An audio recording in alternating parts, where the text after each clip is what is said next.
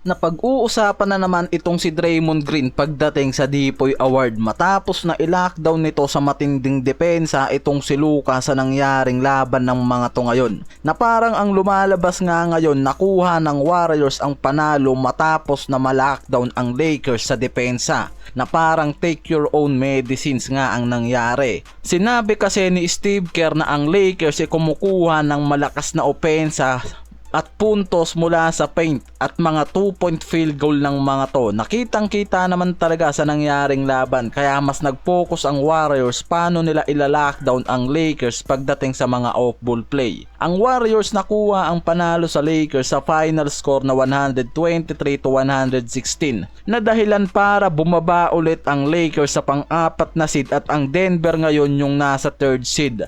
At sa magiging laban ng Warriors dito sa Denver, may posibilidad na ang Warriors ang pumalit sa positioning ng Denver sa oras na talunin nila yung mga to. Balik tayo dito kay Green, siya mismo yung naging balakid dito kay Luka. Sa 38.1 seconds ng fourth quarter, hawak ng Warriors ang 6 na kalamangan na mismong kumuha pa ng paraan itong si Luka na makakuha ng puntos dyan. Pero itong si Green yung gumawa ng paraan para pigilan yung opensa nitong si Luka. At naging dahilan naman para nga makakuha ng rebound itong si Curry at magtala pa ng 2 libreng puntos na nagbigay palalo ng mataas na tsansa sa Warriors na makuha ang panalo. Si Podziemski na may 28 points at 8 tres at Jimmy Butler na may 11 points sa game at si Curry na may 37 points samantalang itong si Green may 8 points lang.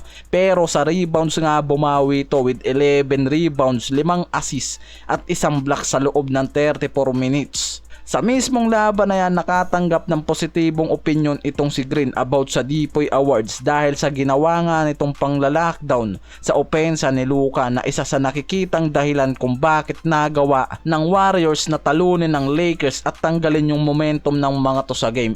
Even na hawak pa ng mga to ang home court advantage at ayon din mismo dito kay Green sa pahayag niya na intention niya talaga ngayon at interes na makuha ang Dipoy Award, lalo na pagkatapos ng pagkaka-injury nitong si Victor Wembanyama na isa sa mga nangungunang kandidato sa Dipoy Award. Kaya naman mas tumataas nga ang tsansa nitong si Green na makakuha ulit ng Dipoy Award niya ngayong season.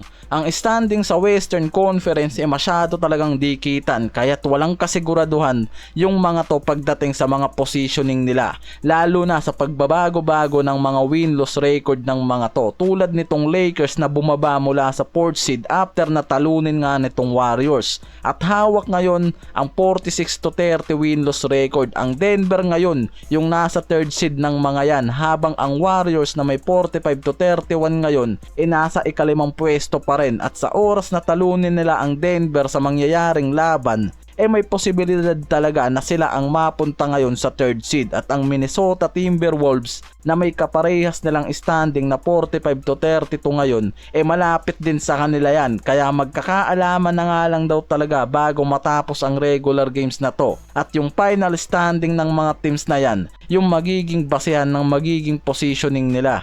At kung magtutuloy-tuloy yung kasulukuyang position ng mga to, ang Lakers magiging host team sa unang laban nila kontra dito sa Minnesota Timberwolves. Samantalang ang Warriors naman ang mismong bibisita patungo sa Denver Nuggets para kunin ang pwesto mula sa 3rd seed. Yan mismo kung mangyayaring talunin nila ang Denver sa home court ng mga to, tulad nga ng ginawa nila kontra dito sa Lakers.